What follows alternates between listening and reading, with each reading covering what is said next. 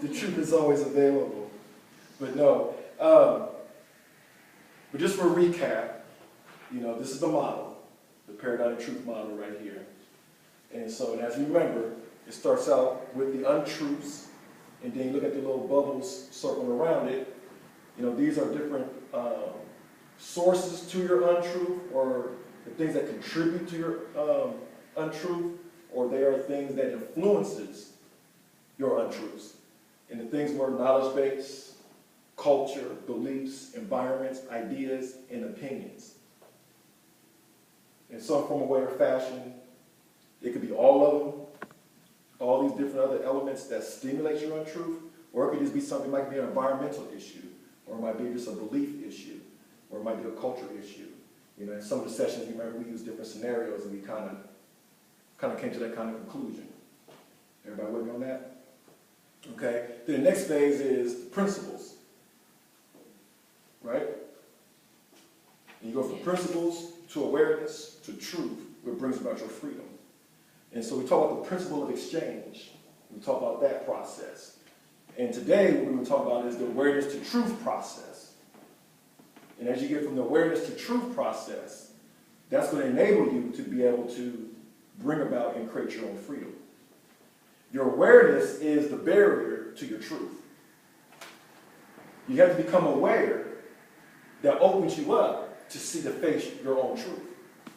Does that make everybody with me on that? Yeah. That makes sense?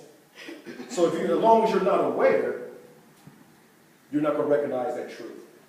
And so what happens a lot of times is that we have to create some type of vehicle. And that's why that's what the whole paradigm of truth was about. This is why I had these decision-making type of approaches, models, and this overview, this infograph, to help us be able to go through the whole process, to be able to identify within our own selves the untruths that's hindering us from us to see our own truth.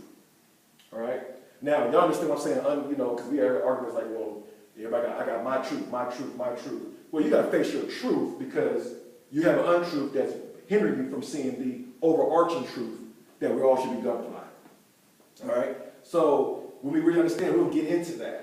So if you understand, remember I talked about the 4 different principles, the different elements to a principle that makes it up, and those became probing questions under each category that influences your untruth. So remember, I had 4 questions lined up like for environment, 4 questions lined up for belief, 4 questions lined up for opinions. And basically what happened was, if you look at your on your chart, right here on the principal quadrant, you'll find I have it right here. I'm just kind of flowing. So remember, the 4 elements that makes up a principle is timeless knowledge, timeless behavior, timeless practice, and timeless results. And these became questions. These became probing questions in certain areas. So you have an environmental issue. One of the questions you ask yourself is, what is the knowledge that's influencing this environment? Or what is the knowledge I'm receiving from this environment to have me in my problem, or to have me in my untruth? Okay? What is the behaviors that I'm adopting, that I'm embracing in this environment that has me locked in my untruth? And what is the practices that I'm encouraged into in the environment that has me locked into this untruth? And then what is the results that I'm getting from it? Hello, sometimes, how we just go through things, we do things over and over and over again. Mm-hmm.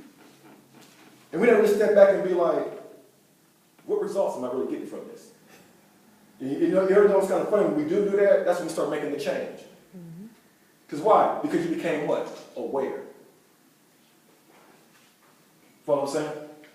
And so once you become aware, then you become more sensitive to be able to identify the things that's going to attach to the truth, so you can bring about that truth. And at the end of the day, you bring about a truth, now you're able to produce freedom for yourself.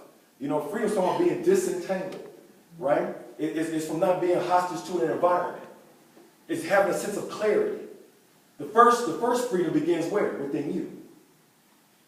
Then you can start creating freedom on the outside. Why? Because your perception is shifted. You know what freedom is, so guess what? You're going to create freedom for yourself on the outside world, right? So a lot of times, we hear different social issues and different worldly affairs, certain things. Man, we're trying to bring about a freedom. We're trying to bring about a freedom. And yes, those things are really true, but we don't see a lot of freedom in our communities because people are not interpersonally free. The mind's got to get free. Good example, prison. The recidivism rate. We know prisoners come back out a lot of times and they go back. Why is that? Because somewhere down the line is someone didn't help them explain the process of the principle of exchange. And so because they don't have that, and they haven't addressed, like, man, how did I get to prison? The environment was off. The environment was stagnating. Right? My environment was stagnating. So what knowledge was being pumped into my environment that I was adopting, that I was entertaining? Right? What type of timeless behavior that I was embracing, that I was being? Right? And then what kind of practices was I encouraged to? Because when you practice it, it reinforces your behavior, right? And then your knowledge pumps in and validates your behavior as well.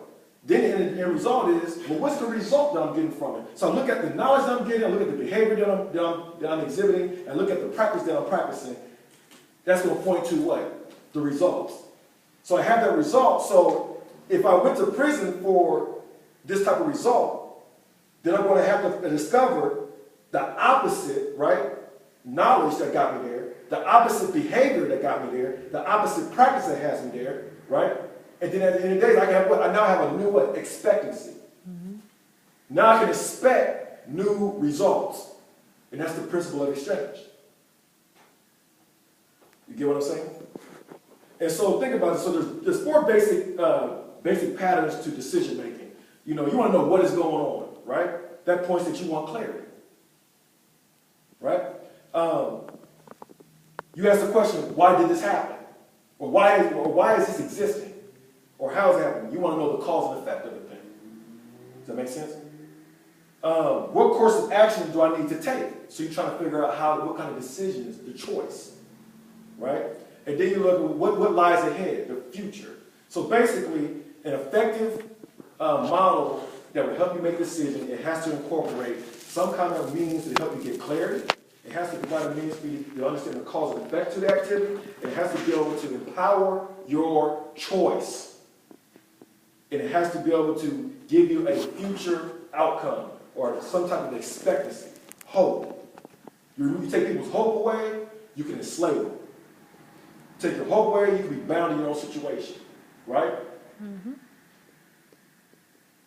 If you don't have, if your choice is not empowered, you're not going to make the right decisions. You're going to make indecisions, right? And one of the measurable results you can follow to see if someone, everybody's like, I got my own truth. Okay, you got your own truth. You got your own truth. That's fine. Let's look at your indecisions that you're making, because that is highlighting what? Your untruth. If you're making a whole bunch of indecisions, that means you are low in your truth, right? Remember how I brought out the water bottles, right? So you pick up a water bottle. It's light. We can hold it. And I challenge everybody. I said, try to sit for the whole session. Just hold the water bottle. Subconsciously, we'll all eventually lay it down. Mm-hmm. And that's how untruth is. It's light when we pick it up, but in time, we apply time with it. We'll put it down because eventually that untruth's trying to come out, and we have to address it. The problem is, sad part is, the painstaking thing is, a lot of us hides behind our untruth, and we begin to create environments around that untruth. Then I began to use the same analogy using the water bottles. I had 3 water bottles, right? One was full, one was half full, and one was empty. All right, well, one had 10% of water in it, okay? And I reflected to the level of untruth that we have. So if your water bottle has 10% of water in it, that represents you have 10% untruth. The 90% is your truth. So that means you're probably going to make more sound decisions. We agree? Mm-hmm. Now, the water bottle is half full, let's say 50%. That means, 50% untruth and 50% truth. That means, depending on the area in your life, you'll hit and miss. Because it's a 50-50 chance. Right? So you're making decisions with half truth. Right? But then a lot of times, we have people with a full bottle, 100%. And we're trying to make decisions in our lives with 100% of untruth. And why is that? Because we won't sit back and look at ourselves. Right? So how do we get to pull that out? And brought that out. So how do we pull that out? We pull that out by asking what should be going on compared to what's actually happening, right? Now, we talk about the awareness. Here's the kicker. We talk about awareness, the truth process.